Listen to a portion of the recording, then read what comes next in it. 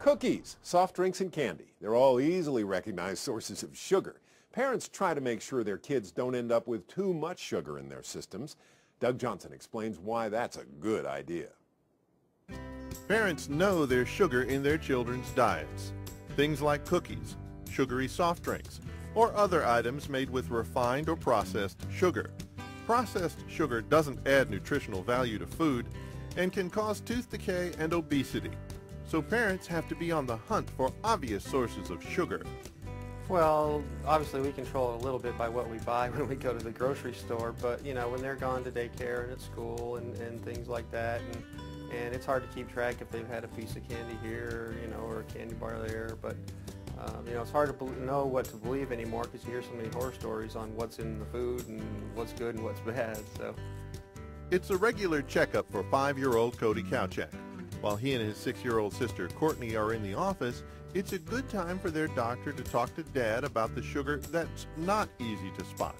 Foods high in carbohydrates give the body energy, but they turn into sugar when the body starts to process that food. So, you know, it's easier from a preventative standpoint for parents to know that sugar can be hidden in other things other than just sweets. Fruits, vegetables, anything that basically when your body breaks it down into carbohydrate or sugar, it's all considered a sugar. How much sugar is too much? Chew on this fact. 200 years ago, the average American ate about 10 or 12 pounds of sugar a year. Now, between 120 and 140 pounds. Sweet. That's refined sugar and doesn't take into account other foods that turn into sugar in the body. So parents not only need to make sure their kids are not getting too much sugar, they also have to watch their kids' carbs.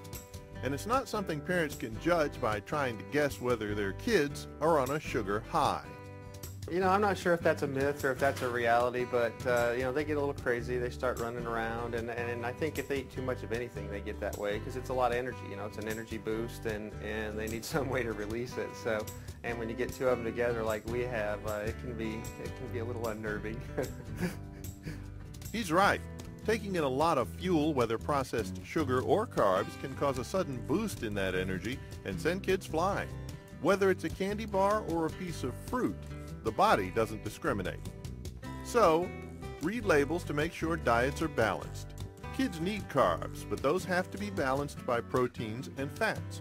It may be tough to say no to a child's sweet tooth, but it's a good idea to cut back on the amount of refined sugar, both in cooking and baking, and in processed foods.